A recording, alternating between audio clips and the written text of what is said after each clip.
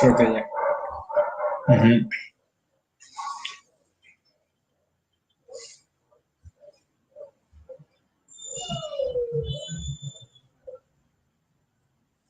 Ujú.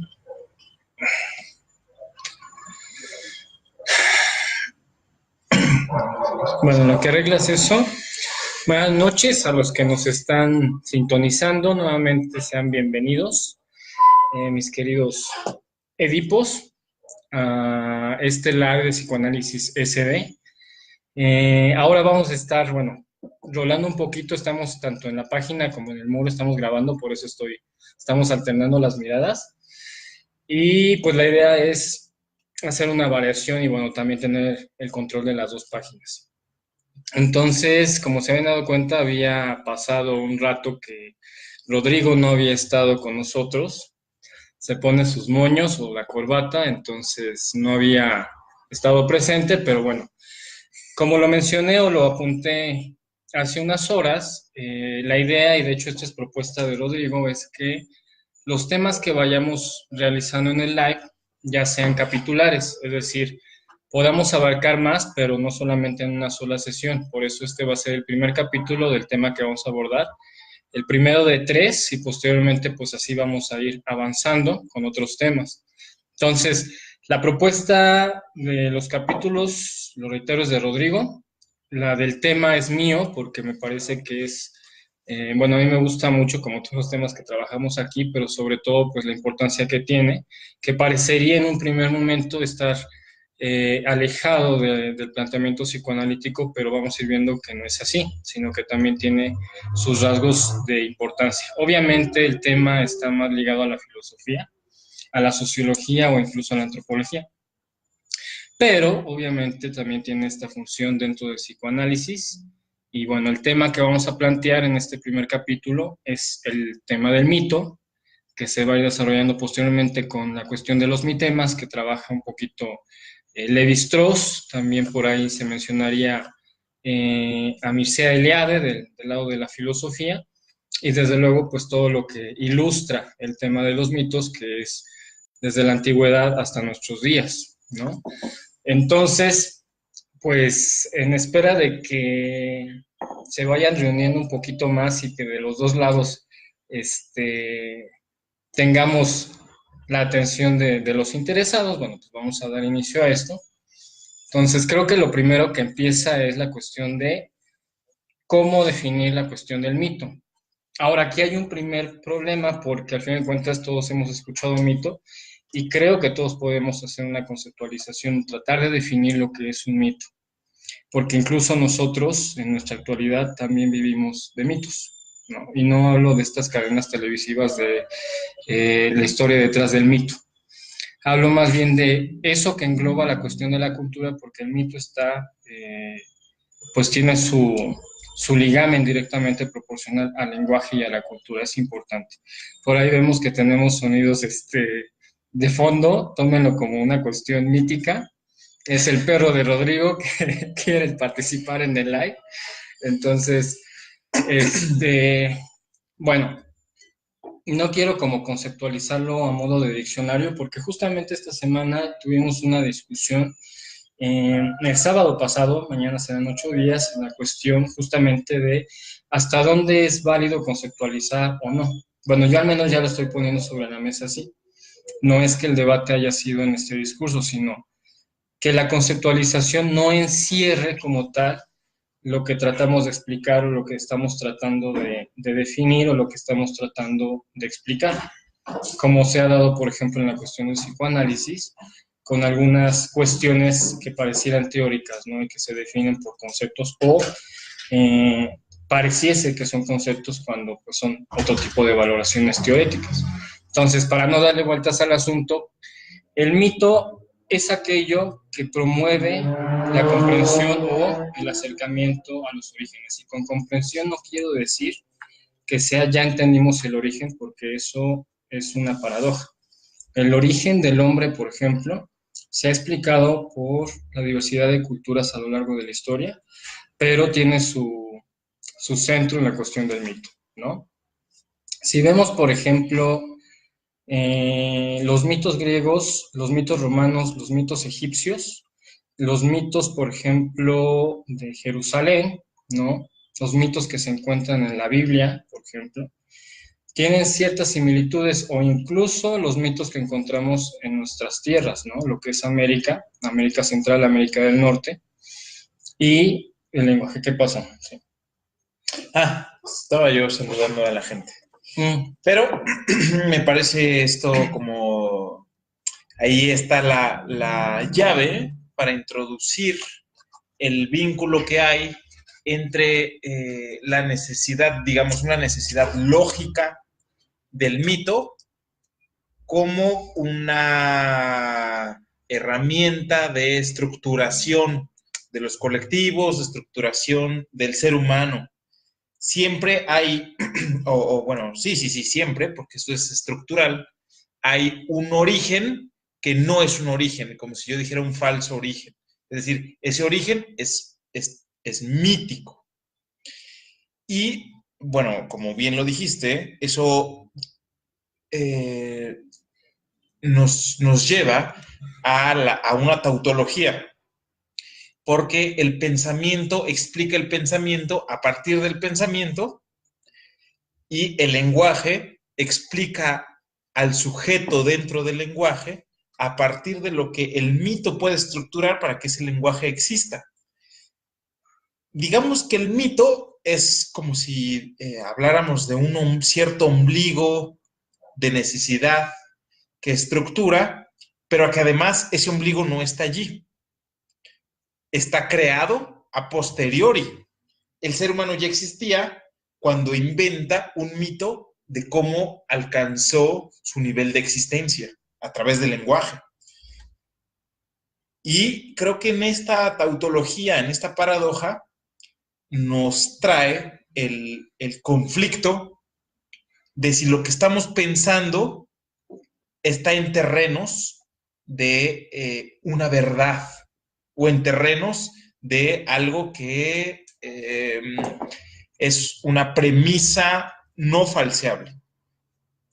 Lo que quiero decir con esto, que si es verdad que un mito estructura o nada más nos estamos creyendo las palabras que configuran el mito porque nos programa como sujetos, pero después. Pues mira, aquí la cuestión es que, en efecto, si vamos por una estructuración, el mito sí es un lenguaje cultural, porque es lo que contribuye a una historia y un desarrollo histórico.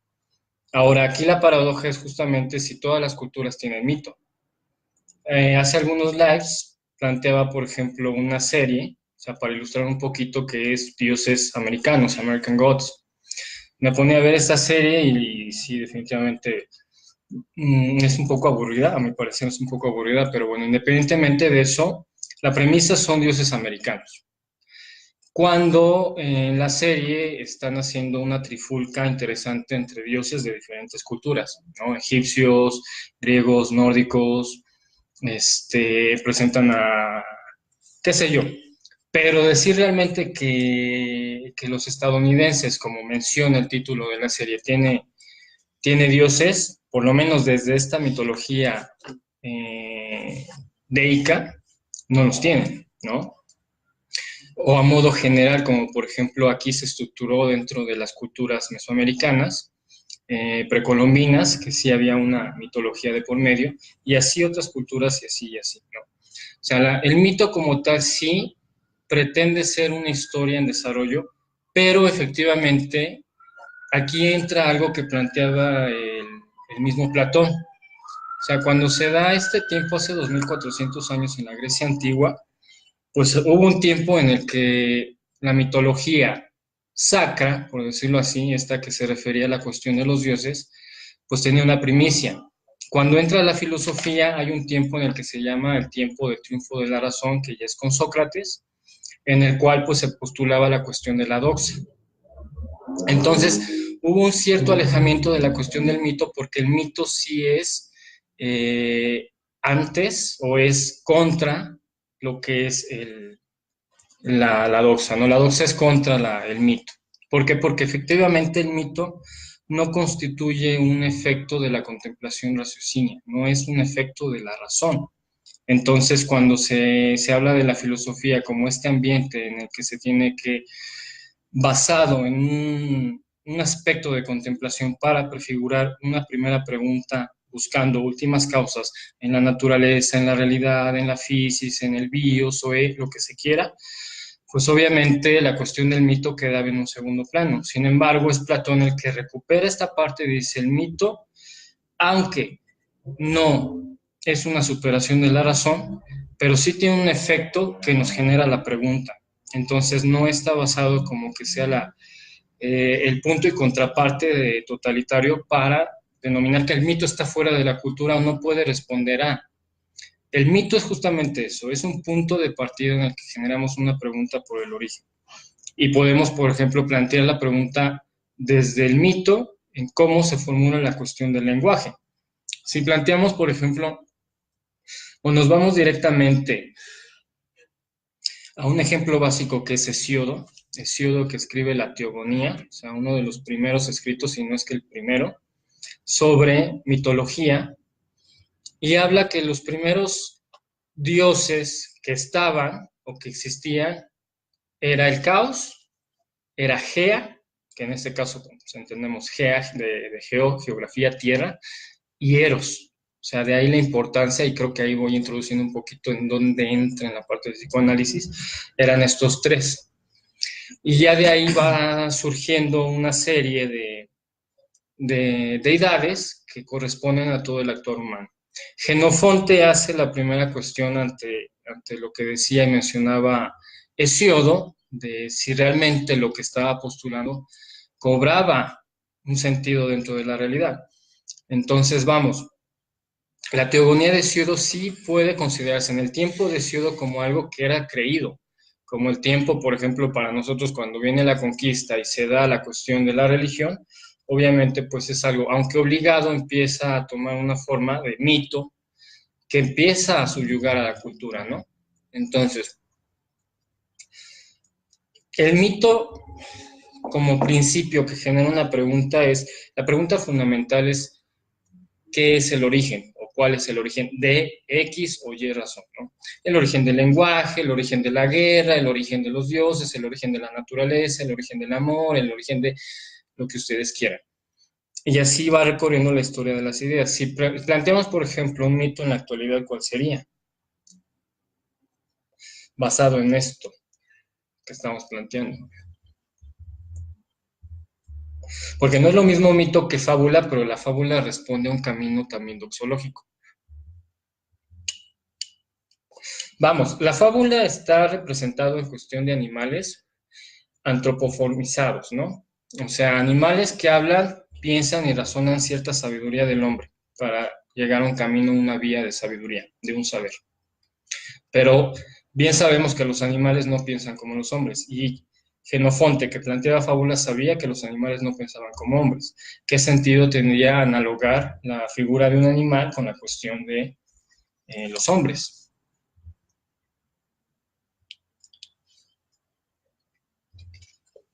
Pues mira, yo creo que el otro día te preguntaba sobre logos, ¿te acuerdas? Y sobre cuál es como la correcta definición de logos, como si existiera, ¿no? Como si existiera una así precisa. Pero tú me hablabas de origen. Y, o sea, mitología allí entremezcla dos cosas.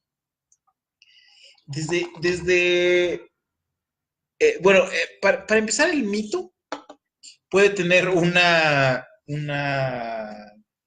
uso en los terrenos de la perversidad, porque podría explicar el derecho de una cierta oligarquía, de un cierto grupo, para con algo, o en terrenos del capital, para con ciertos medios de producción o para con ciertos recursos. Y es utilizada también el falso origen como una explicación de por qué el Estado tiene derecho a través de funciones, de relaciones de poder para con el proletariado. Esto es, digamos, no es así, pero no importa, se queda allí. Hay una cierta castración de explicación para el origen, pero no importa, gozamos a partir de eso. Sumamente perverso, origen del neoliberalismo. Otra lectura de, digamos, el acercamiento del mito es la creencia con certeza de que ese mito dio origen a nuestras condiciones de existencia actuales. Si las condiciones de existencia actuales son originadas por lo que ya es mito, es para volverse loco. No en vano, Schroeder está en la certeza de un Dios y de su posición frente a Dios con gran certeza. Eso es terreno de psicosis, por ejemplo, frente a un mito que lo estructuró, sí, pero a través de la certeza. Y por último, creo que la lectura metafórica del mito, es decir, todos concordamos un mito como el Big Bang, que además es ciencia y podríamos decir, eso no es un mito, es verdad, pero bueno, sigue siendo un mito. El Big Bang, todos decimos, venimos del Big Bang, es como decir, venimos de Adán y Eva, o venimos de donde quieras. Ese mito lo aceptamos, pero lo metaforizamos de unas formas muy particulares e individuales, llenas de dudas, de conflictos del lenguaje, que agujeran el discurso. Todo eso es una posición que, pues, en tanto duda, podría generar cierto malestar subjetivo, porque hay un resto de lo que no se sabe. Sí venimos del Big Bang, pero ¿a dónde vamos? Pero ¿a poco todos salimos de una cosita? Ni siquiera me lo imagino. No entra eso en el registro de lo imaginario. Puede que haya un poco de simbólico, pero no lo veo, no lo imagino. En lo real, quién sabe qué está pasando. Entonces, digamos, aunque hay una diacronía de cómo evoluciona ese mito, es solamente visto en los registros de la subjetividad. Por eso es mito. Regreso a lo primero, a la tautología del lenguaje. Y por otro lado, hay una fotografía de ese mito, fotografía constante. Cada que yo uso las palabras, fotografío el fenómeno y lo pongo en sincronía, ¿no? Que ahora pues lo ponemos en sincronía en un live, en internet, y pareciera que hay cierta estructuración de algo que pues es como etéreo, ¿no? Como las palabras, como las ideas, y podemos hablar de una sincronía del lenguaje que se origina a partir de un falso origen mitológico, pero no por eso no ocupa un lugar en el símbolo de los seres humanos, como lo son cada una de las palabras con las que estoy configurando esto que estoy diciendo. Ajá, bueno, para establecer un poquito, porque te abres demasiado, ¿no? Pero yo, bueno, lo llevo al psicoanálisis. sí, para allá vamos, para allá vamos.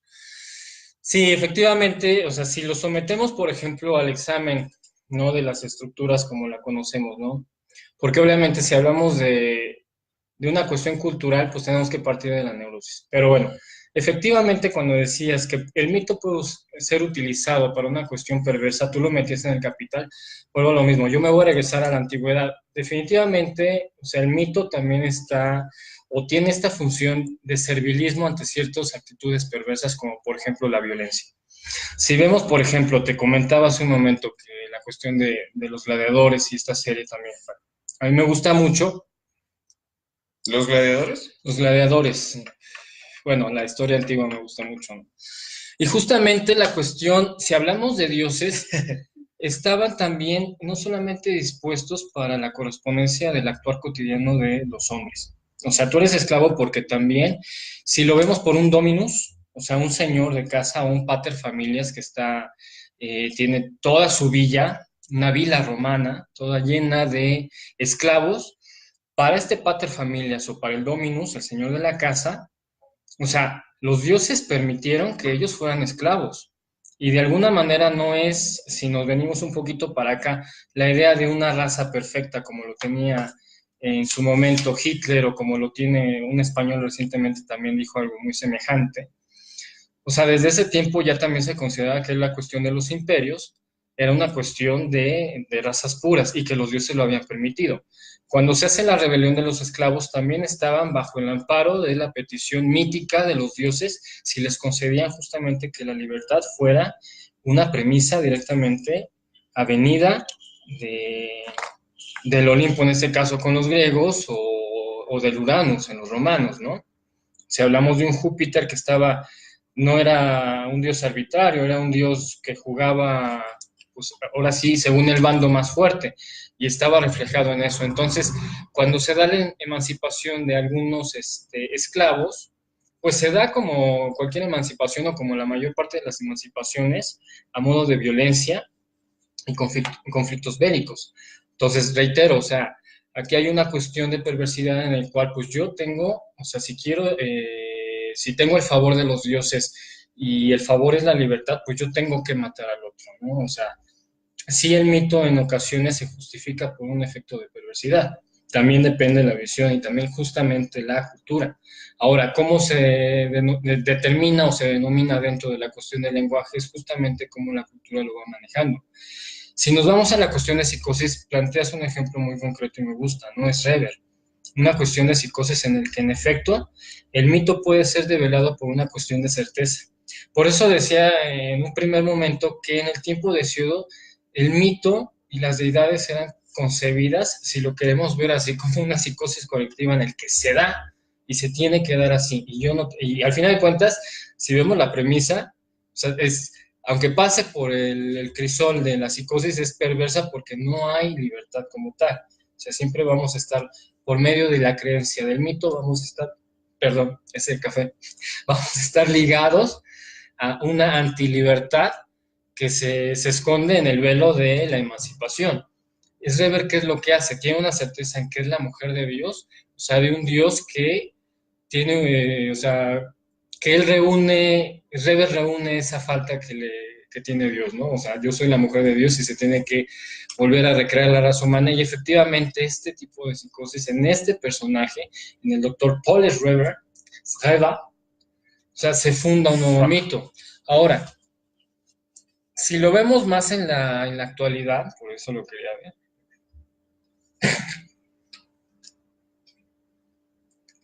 ¿quién cuando es niño no crea sus propios mitos para explicar las razones del por qué papá y mamá son perfectos?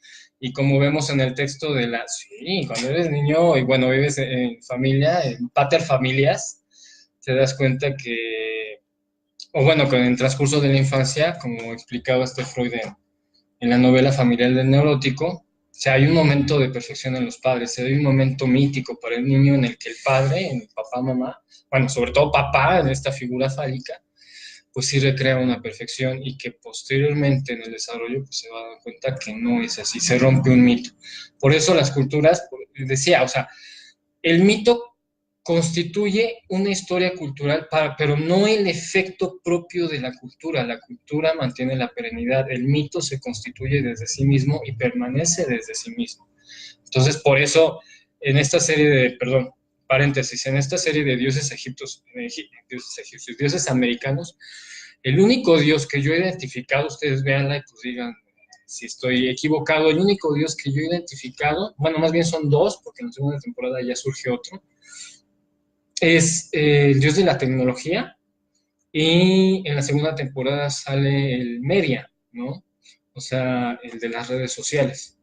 O sea, al final de cuentas, si nos cuestionamos, por ejemplo, el efecto de las redes sociales en un ambiente perverso, pues sí, es un encadenamiento a. Requerimos en la actualidad de las redes sociales para tener un recorrido de vida. De ahí que todo lo que vamos tomando de las redes sociales, digo, nosotros las ocupamos, pero ¿hasta dónde se prefigura en una verdadera libertad y un encadenamiento? De esto, pues, ¿cuántos no han hablado de ellos? Desde el Homo videns hasta la globalización y la cultura líquida, ¿no? Entonces, el mito, si lo decimos en un sentido muy concreto, pues el mito no muere.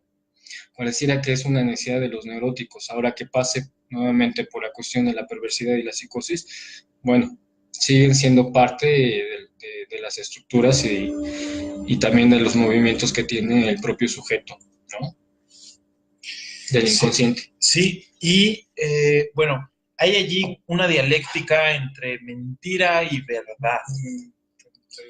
Y creo que la dialéctica establece como si fueran dicotomías inapareables una con otra.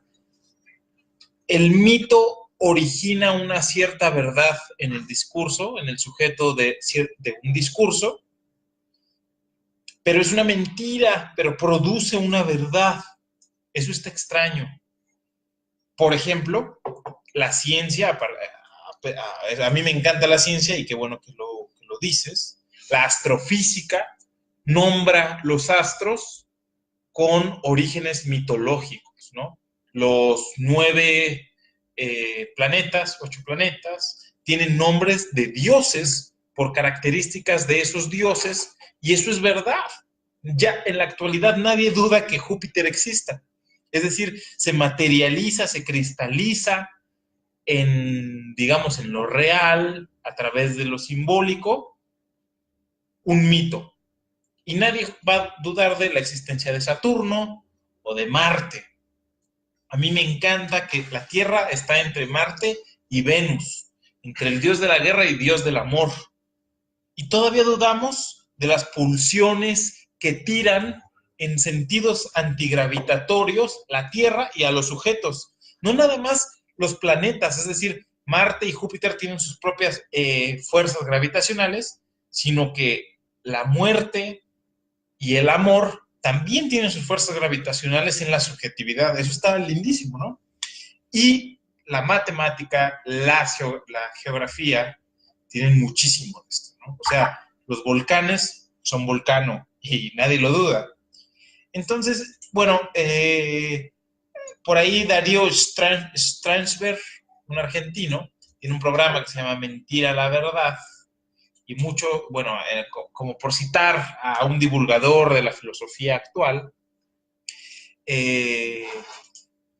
esta dialéctica dicotómica entre la mentira, no lo falso, y la verdad, no lo 100% verdad, es algo que aunque está polarizado, aunque es una cosa binaria, ese binario va creando, como en las computadoras, un código de programación para el quehacer mental de los seres humanos. Y a propósito de la dialéctica, la posición de Dios como amo y como esclavo. De Dios, de Dios por ocupar ese tótem que se origina del mito, porque también el tótem es estructural de las sociedades, de la subjetividad, de la subjetividad y la subjetividad estructural de las sociedades, del individuo, de todo esto, ¿no? Entonces, el Dios también está allí en los terrenos de eso de Hegel, de la dialéctica, amo y esclavo, y nuestra relación con Dios es lo que nos pone otra vez en los terrenos de el malestar, podría ser de la punitividad, autopunitividad, de las autoexigencias.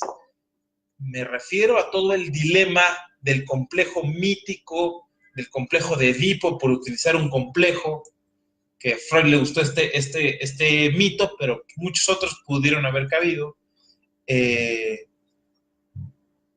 para explicar nuestra relación con el origen del registro simbólico y cómo esa relación de origen con el registro simbólico se puede retejer, como estamos hablando de nudos, se puede reanudar a través del símbolo, lo que sería resignificar el sentido de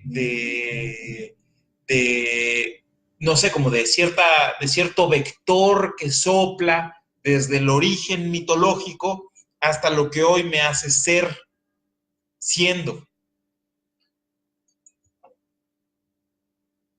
¿Tú qué crees, Mario? Ah, por cierto, ¿se escucha bien en ambos? Dice que sí. Acá, ¿de este lado se escucha bien? No he preguntado, pero me imagino que sí. Bueno, ya lo tocaste, ¿no? Ya tocaste las pelotas de... Ya ensucié aquí. De Júpiter. Ya toqué las pelotas. No, ya me lo voy a quitar porque está muy calientito este gorrito.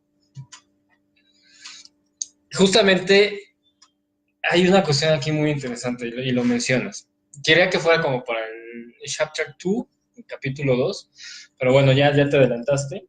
Y es la cuestión del registro simbólico, porque efectivamente, si el mito está fomentado en un primer momento como algo cultural, es decir, como algo que está en orden de pro populo, o sea, para el pueblo, pero también justamente este registro simbólico en la cadena significante, cómo se va desarrollando, ¿no? Y cómo justamente el propio mito va teniendo una función totémica dentro del actual subjetivo e inconsciente. De ahí que pareciera extraño, pero en el correr de la neurosis existe como esta necesidad de ser esclavos, ¿no? ¿Cómo tratamos el tema del amor? Que ahorita, bueno, ya se devela desde otro sentido y ya empieza como a tener otras connotaciones referida a distintos discursos, pero uno de ellos es justamente que ya el amor no es una apropiación. Pero, poniendo un ejemplo muy básico, cuando he tenido la oportunidad, tengo un amigo que es de Tabasco, de una región chontal, que se llama Nacajuca. Es un pueblo muy chiquito que, pues, la estructura como la vemos ahí no es la misma que, digamos, Villahermosa está como a 20, 25 minutos en carro y aún así, pues, se ve una diferencia entre lo que consideramos dentro de la capital como lo civilizado y estos pueblos. No porque quiera decir que estos pueblos no sean civilizados, sino el modo de civilización es diferente. Y en algún momento, pues conviviendo con estas familias, la familia de este amigo, pues esta cuestión, por ejemplo, de las mujeres bajo el cobijo de sus hombres, o sea, lo digo así con las palabras empleadas por ellos, no por bajo el cobijo de sus hombres. Allá la cuestión es que la idea que tienen es que el hombre tiene que proveer, el hombre es el dueño de la casa, el hombre es el que manda. Y pues en este diálogo con algunas mujeres de ahí, pues yo les decía, pues, o sea, veo la convivencia que tienen, obviamente no quise hacer ningún tipo de crítica porque pues yo también estaba en el terreno que no es el mío, pero pues en este afán de preguntar, bueno, y realmente no toman las decisiones en conjunto, o sea, la cuestión de la familia, cómo la llevan y todo eso, o sea, siempre el punto nodal era una cuestión de esclavo. O sea, la mujer está para criar a los hijos, para mandar a los hijos. Las mujeres generalmente sí apoyan, pero son así, literalmente son las que están en la cocina. No porque sea malo, ¿no? Sino porque la visión sigue siendo en la que el hombre es el que provee. La mujer es la que sustenta la casa con los medios que le da el hombre. Y si uno llegase y les dijera, oye, pero pues es que tú también tienes las capacidades y esto y el otro, ellas simplemente responderían, nosotros vivimos bien aquí así, te guste o no.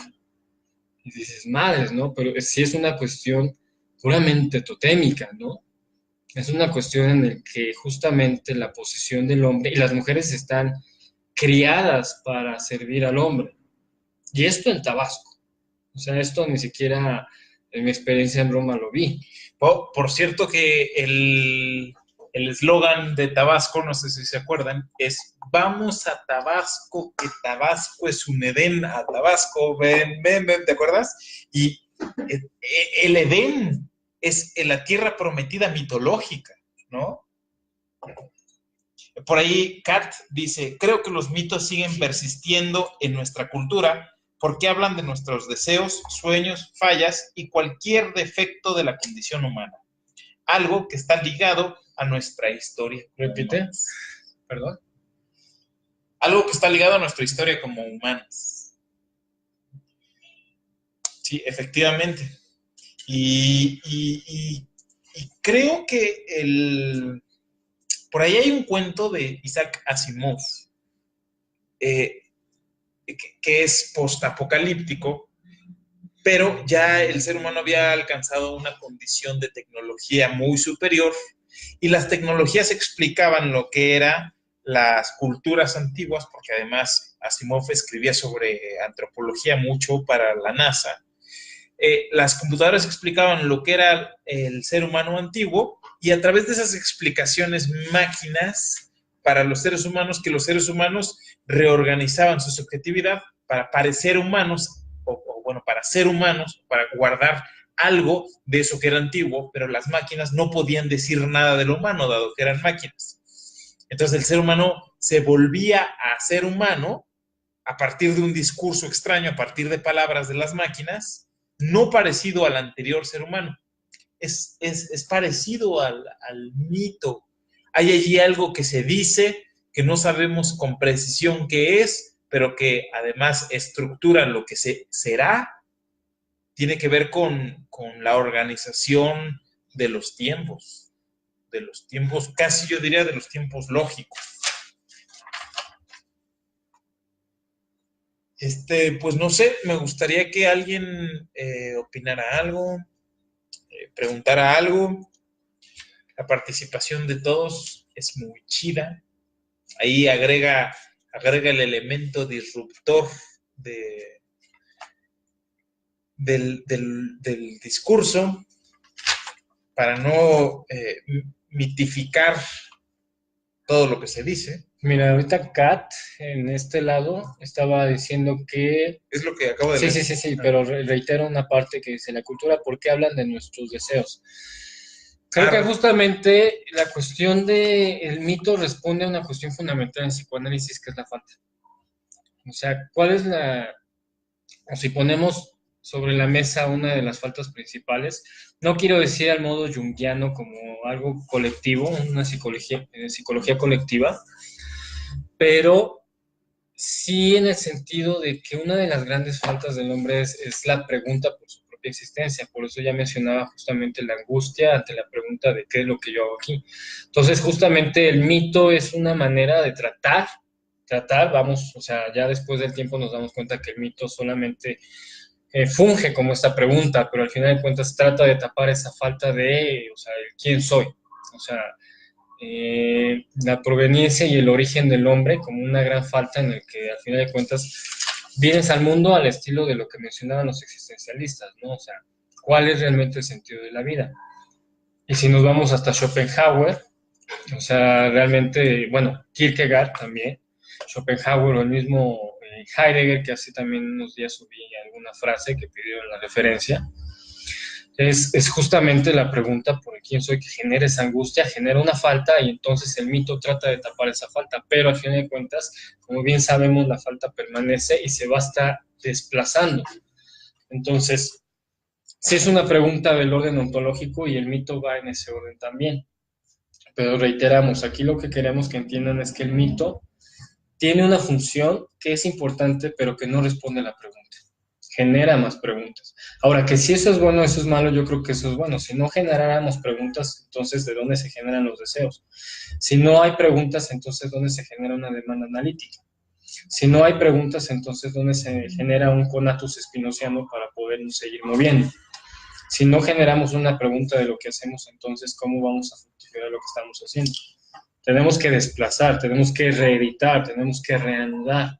Entonces, el mito tiene una función de reanudamiento, pero no de una respuesta concreta, para que, bueno, no esté como pensando que, o confusamente, que el mito va a responder. No, el mito no va a responder. Ahora, el mito de la actualidad, o los mitos que se estudian en la actualidad, que son los antiguos, y los que se van desarrollando, pues obviamente surgen un efecto más pintoresco y hasta romántico. Son bonitos, o sea, si planteamos los mitos de Platón, bueno, reiterando nuevamente, no solamente Hesiodo, pero el mito del carro alado, el mito de Eros, de la escalera del amor, el mito de Tot, qué sé yo, y todos los que se van fundando, pues ahorita sí resultan como figuras dialécticas y cuentos románticos que son muy bonitos. Hasta Edipo, al sacarse los ojos, pues es una tragedia, pero sigue siendo fascinante, no como se viviría en aquel entonces. Y qué bueno que lo dices. Esta falta que origina desear en diferentes dimensiones proviene de no quiero, bueno, sí, lo voy a decir, de un resto, o sea, de algo que ya no se puede simbolizar, de algo que ya no se puede imaginar, de algo que no es asible. Les ponía yo el nudo Borromeo en la imagen, porque en tanto no es asible, se busca a través del lenguaje, a través de la falta, una explicación, una forma de anudamiento, una forma de tránsito subjetivo. Si hubiera una explicación directa, correlacional, lineal, entonces no habría un segundo paso, porque ya sería un problema resuelto.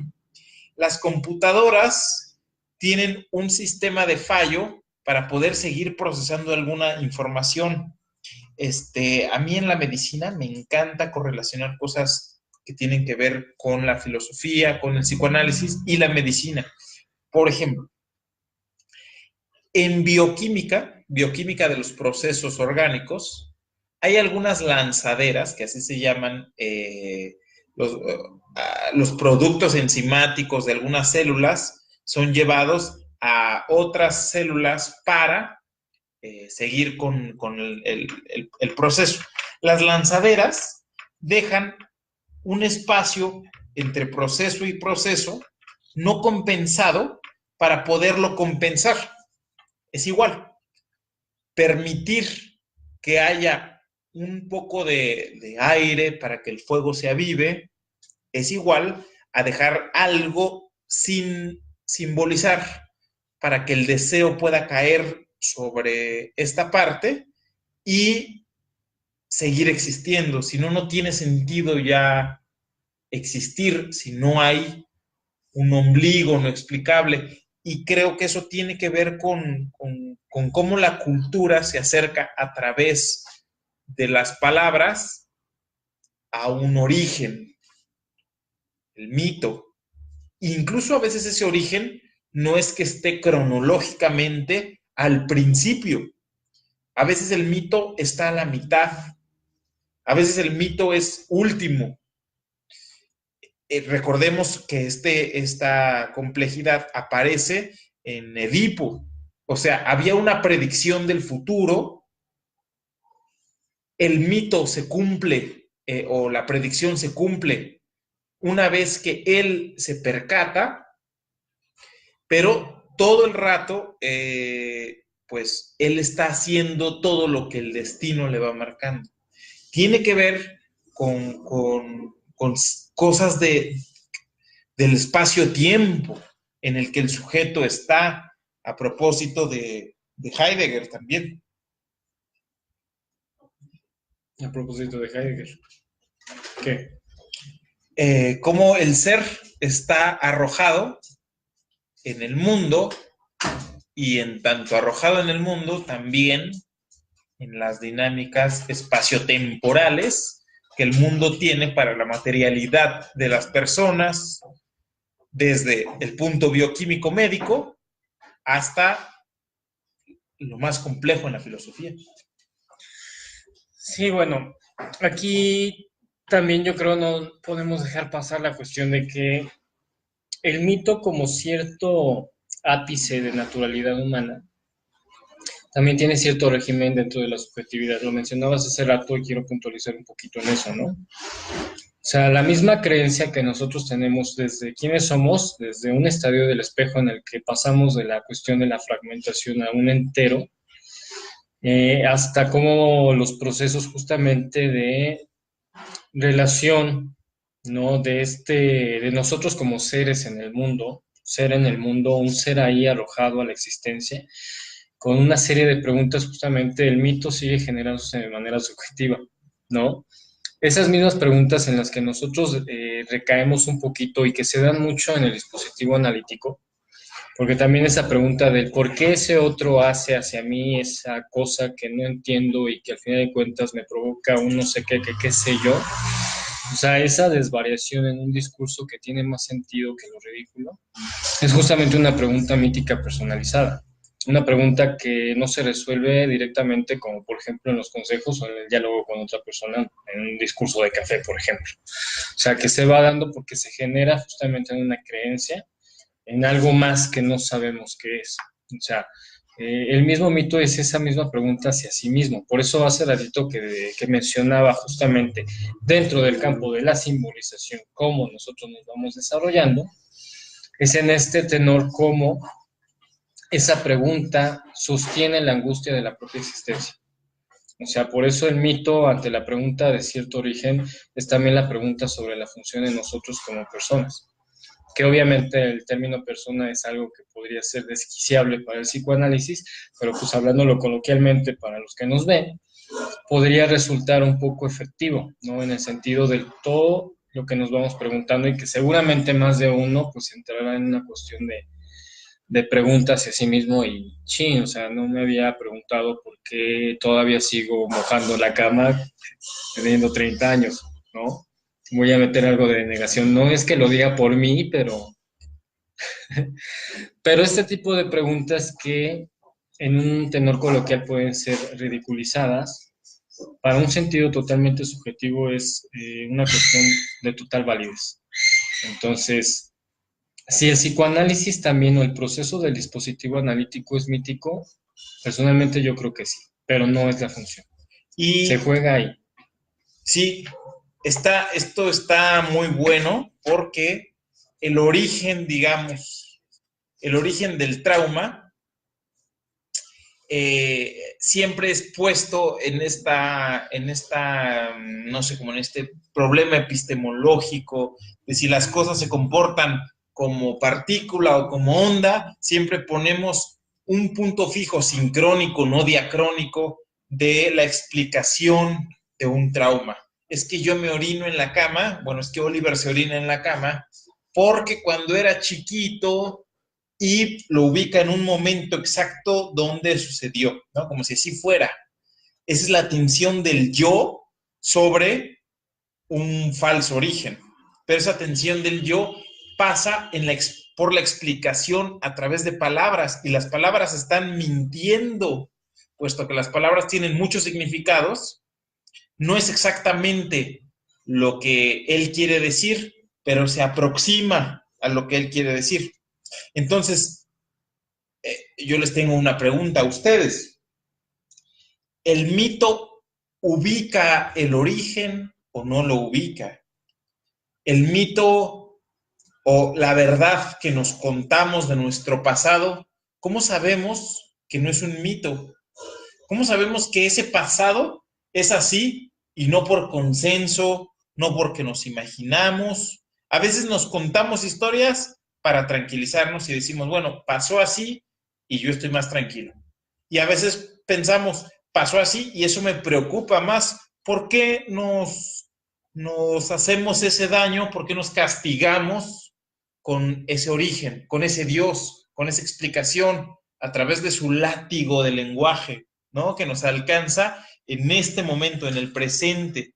Y no somos en el presente, sino estamos reviviendo las explicaciones mitológicas de nuestras condiciones subjetivas, y ya ni hablar de nuestras condiciones materiales, que ahí pega duro el neoliberalismo. Pues llevamos 49 minutos y parece que no hay preguntas, solamente Carlos Valencia Guerrero dice, es cierto, nunca tenemos que pensar solo en blanco y negro. Yo sí creo que justamente esto que estamos dialogando es para colorear ese blanco y negro. Si pusiéramos justamente en este tenor la cuestión de la pregunta por el yo, y no me refiero a la segunda tópica, o sea, de uno mismo hacia sí mismo, obviamente es una pregunta en blanco y negro, ¿no? Porque las diferentes variantes están resignificadas por la cadena de significantes que tenemos a base de ese gran otro. Es decir, solamente estamos enmarcados y el dispositivo analítico de alguna manera pues sí va coloreando eso, va coloreando la pregunta y a su debido tiempo no cronológico va dándole un tamiz de sentido. Un poco sentido, no el modo de Víctor Frankl, ¿no? El hombre en busca de sentido, porque entonces, ¿cuál es realmente ese sentido? Sino Y es la posibilidad. logoterapia eso. Eso es logoterapia, ¿no? Y sí, realmente es muy romántico Víctor Frankl, pero por lo menos analíticamente no puede responder, ¿no? Pero bueno, en la época, yo pienso que en la época donde él lo planteó, el romanticismo está bastante justificado frente a los terrores del régimen totalitario nazi. Bueno, no solamente él, o sea, si vamos a este aspecto, pues la misma Simone Weil, ¿no? En la cuestión de los obreros, el mismo Levinas en la cuestión de la alteridad, Martin Buber en la cuestión de la ecualidad, el yo y tú, y tú. Pero sí, creo que tampoco es una cuestión de descartar, tampoco vamos en ese páramo, ¿no? Pedro Páramo. No vamos por ahí, pero sí ubicamos un poquito, ¿no? Esta cuestión de sentido, bueno, no es el sentido final, ¿no? No es la causa última la que se busca en psicoanálisis, es justamente el proceso que lleva. Perdón, paréntesis. No es que en psicoanálisis se busque una causa última, ¿eh? Porque como lo acaba de decir Oliver, pareciera que sí, pero no es eso. Justamente eso no es. Carlos Valencia, es primera vez que veo uno de sus directos. ¿Cada cuándo los hacen? Son muy interesantes. Gracias, Carlos. No somos formales, honestamente. Se hacen una vez a la semana, pero ya dependiendo de Bueno, este capítulo, 1 de 3, va a quedar los viernes, ¿no? Se está planteando que no solamente sea con Rodrigo, sino, por ejemplo, con Mildred se venían haciendo los miércoles y se va a seguir como que también la misma dinámica, solamente que el tema es diferente. Entonces, al parecer, si Dios nos lo permite, si el mito nos lo permite, va a ser dos veces por semana, pero mi lapsus. Van a ser 2 veces por semana, uno con Rodrigo y otro con Mildred. Esperemos que en algún momento podamos estar los 3, podemos estar 4, podemos estar 5, más aparte los invitados que por ahí, bueno, todavía me dejan en falta, pero esperemos que hayan también invitados de aquí y de otros lugares. Sí, y hay que trabajar más en videos, pero nos ayudaría muchísimo si comparten ustedes también el en vivo, aunque ya no esté en vivo, o sea, el grabado, lo comparten, o sea, el en vivo que está grabado, pero es ¿ustedes me entienden? Ese en vivo lo comparten y los videos que haya en la página también los comparten, los pasan amigos, critican, mira con su sombrerito, todo. También eso ayuda bastante a que, pues, para que se genere una corriente de opinión para estos temas que son de una disquisición bastante sabrosona, ¿no? Por momentos. Por ratos. Pero sí, pues creo que queremos generar eso, queremos generar preguntas. Entonces, trataremos de establecer que sea miércoles y viernes, ya independientemente de que alguno le dé chorro en su momento y no pueda grabar. Pero tratar de tener más actividad, obviamente. ¿Chorro pues, dijiste? Chorro. Sí, y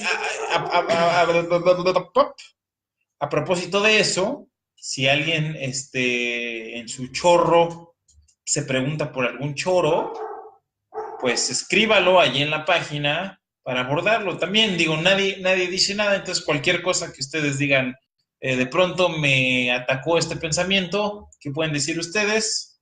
¿Qué pueden decir ustedes también? Pues lo abordamos aquí con mucho gusto, ¿no? Y bueno, pues estamos entonces haciendo esta prueba, no sabemos si va a ser la primera y la última o la primera de 2 y luego cambiamos, pero estamos probando nada más, estamos desmitologizando las redes sociales para ver qué podemos sacar de provecho. Y pues nada, gracias Carlos, dice que lo comparte. Creo que a muchas personas les va a interesar estas charlas. Lo importante es que se fomente la curiosidad. Eh, por favor, sí tengan mucho cuidado con lo que comentan, porque generalmente yo no procuro responder algunos comentarios, salvo que pues sí, mis pretensiones lo indiquen. Por ejemplo, esta frase de Heidegger que subí, pidieron la cita, no estaba, de repente pues se suben nada más las frases que dijeron. Acuérdense que hay frases que no vienen en textos. Esta de Heidegger sí viene, pero hay frases que se suben o que rondan por ahí que no son de textos. Hay frases que se dijeron o pasan míticamente, de hecho, tradicionalmente, o se construyen de otra manera, pero tratan de dar la misma referencia. Hoy una señora de Argentina, y lo pongo sobre la mesa porque también hay que tener cuidado con qué seguimos y qué es lo que leemos, ¿no? Una señora de Argentina que bajo un post que ustedes, porque se compartió mucho, bueno, tuvo muchas reacciones, que era iba por la función del pago, ¿no? Si un analista te está analizando sí o no, y dice una, si le estás pagando, te está analizando, si no estás pagando, no te está analizando. Entonces la señora, pues sí, empieza diciendo comentario mierdero, ¿no? Entonces, pues iba a armar una discusión y yo lo pensé mucho porque no me gustan las discusiones por medio de mensajes, porque no se entiende. De por sí ya trato directo es difícil de entender. Usted puede saber lo que dijo, pero no sabe lo que el otro entendió. Pues ya continúas en mensajes, ¿no? Pero creo que no está de más que pues seamos, digamos, respetuosos con eso, porque la página no solamente es hacia nosotros, sino es a las personas que lo están viendo. De repente se suben memes, bueno, pues para aligerar la carga, porque también el tema psicoanalítico y el tema filosófico pues no son tampoco sencillos. Entonces, pues sí se suben cosas, pero no para quitarle la seriedad. Pero eso no implica que tengan un abordaje de sobreconfianza y mandar mensajes así porque pues esto también es para la audiencia, ¿no? Entonces, doy cuenta de que no estuvo en comprensión lo que se había subido, porque al final de cuentas trata de romper el cliché de que si todo el tiempo estamos analizando a las gentes, no podemos estar analizando todo lo que nos están diciendo, porque es una agresión y hay una ética del análisis. Entonces la señora se montó en su macho, quedó en eso. Sí me metí muy paranoicamente y obsesivamente a su Face, veo que dice que es directora de un centro de psicoanálisis y en el post mismo mete una cuestión de que atiende enfermos. Nosotros los analistas no atendemos enfermos, los médicos lo harán, los enfermeros lo harán, nosotros no atendemos enfermos, atendemos el discurso del inconsciente.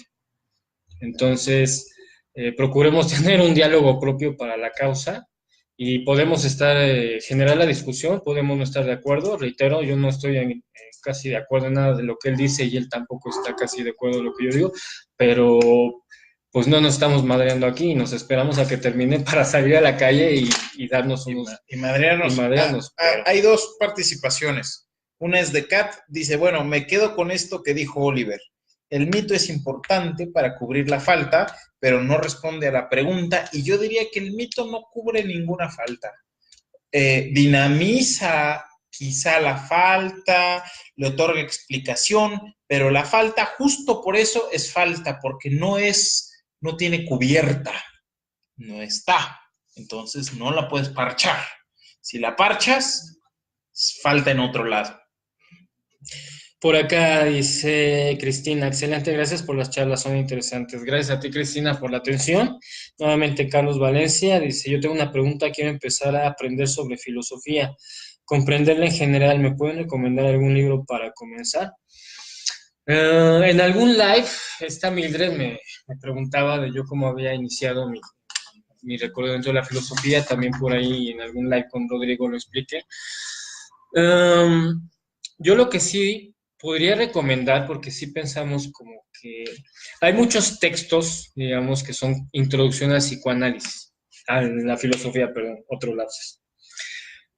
Y son muy buenos, e incluso hay muchos muy buenos videos en YouTube de personas que se dedican justamente a la promoción, no solamente a Darío. Darío ya lo hace un poquito, sí lo hace coloquial, lo hace muy dinámico, pero sí todavía en este ambiente como direccionado a la cuestión de las personas interesadas, pero ya que tienen un recorrido, pues, ¿no? No para, digamos, los que van avanzando. Mi experiencia, yo la empecé con la Apología de Sócrates. O sea, este texto explica no los fundamentos de la filosofía, sino es el fundamento del filosofar humano. O sea, la filosofía no está reducida justamente para la cuestión de la academia, pero a diferencia del psicoanálisis sí tiene una tradición académica. Eso sí tiene una diferencia. Entonces, yo recomendaría sí empezar por la apología para justamente verificar si es el camino que queremos recorrer. La filosofía no es el único camino del saber, pero de ahí, pues, el avance se va a dar en torno a la pregunta, o sea, ¿qué es lo que te quieres preguntar? Porque la filosofía lo que hace es marcar un campo de posibilidad a un cierto saber. Los que estamos dedicados ya en cuerpo y alma a la filosofía, pues obviamente nos vamos por diferentes vías, política, economía, antropología, metafísica, epistemología, todas las ramas de la filosofía, pero no implica que tenga que ser así para todos. Entonces, porque si quieres empezar, por ejemplo, ya desde los actuales, si quieres empezar, por ejemplo, con Kant, quieres empezar con Schelling, quieres empezar por el mismo Zizek, la cuestión ahí es la cuestión de la terminología, y es donde muchos se barren, o sea, leen a Hegel y creen que la dialéctica es puro esclavo y amo, y la dialéctica pues viene desde muchísimo tiempo antes. Entonces, te recomendaría eso, empezar por los clásicos para que vayas midiendo un poquito la cuestión de la conceptualización. Y no hay nada que en los clásicos no nos estemos preguntando en la actualidad a su propio modo, pero eso nos abre puertas para saber hacia dónde queremos recorrer. La otra, pues es, si lo quieres hacer autodidacta, pues es estar hojeando textos, papers, viendo nuestros lives, de repente por ahí damos recomendaciones. Y Fernando Sabater es un buen escritor que marca como las líneas básicas del pensamiento. Te recomendaría Fernando Sabater. No es mi predilecto, pero al menos como profesor de filosofía básico, te puede ser de ayuda. ¿Quién otro podría ser? Mm, Yo que no soy filósofo, abordo la filosofía, que no es mi terreno, y la astrofísica, que tampoco es mi terreno, al revés. Yo primero consumo, por ejemplo, filosofía para principiantes de Rius, para darme una idea general. Miro algunos divulgadores de filosofía que también pueden servirte para tener como nociones muy básicas, dado que, bueno, hay campos de saber y algunos son de gran profundización. Y si yo quiero saber solamente ciertas nociones, que también me quedo un poco en ayunas, pues lo hago al revés. sí, bueno, no hay una sola vía, pero sí reitero, o sea, empezar desde la época contemporánea en donde estamos sí es complicado porque hay mucho, o sea, son más de 2.800 años de filosofía. Y eso empezando desde Occidente. O sea, también hay filosofía en Egipto, hay filosofía en Asia. Entonces, para cuestiones básicas y siempre tener a la mano un diccionario. O sea, eso también ayuda. Los de Ferater Mora los puedes bajar en PDF directamente, no tiene ningún problema. Están muy completos para la cuestión de conceptos. En filosofía sí manejamos conceptos y sí es importante. Eh, no sé. ¿Quién otros? Kat pregunta, ¿qué tal está el libro? ¿Cómo se filosofa a martillazos? Yo no lo he leído. ¿De Nietzsche? No, ¿De quién es? no sé. No lo he leído. Yo no lo leí. No Yo sé. sé que es de Nietzsche, pero no lo leí.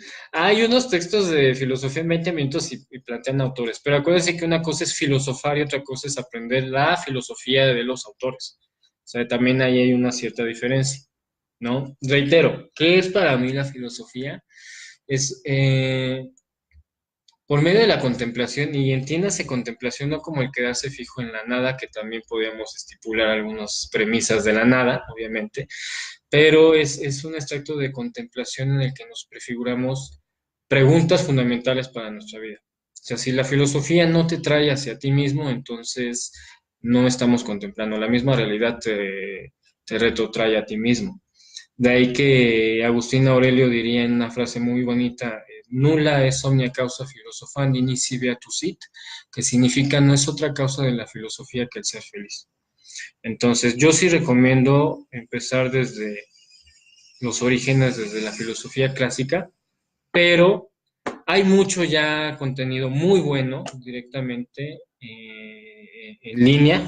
No recomiendo Wikipedia. De repente puede ser bueno, pero no lo recomendaría. O sea, hay muchas cosas muy buenas en internet, muchos papers, muy a la mano.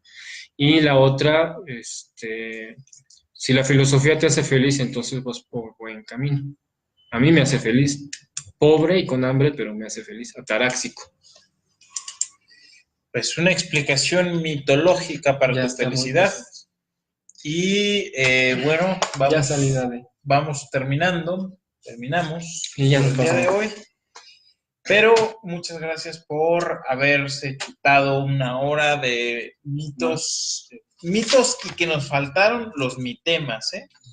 Vamos por procesos ya la próxima semana en capítulo 2 de John Wick. Vamos a empezar a entrar en ese terreno. Entonces, 3 capítulos por el momento. Y el miércoles en la posibilidad con Mildred, ya vemos también, ¿no? Vale, pues hasta luego. Chao, Benny. Chao. Chao.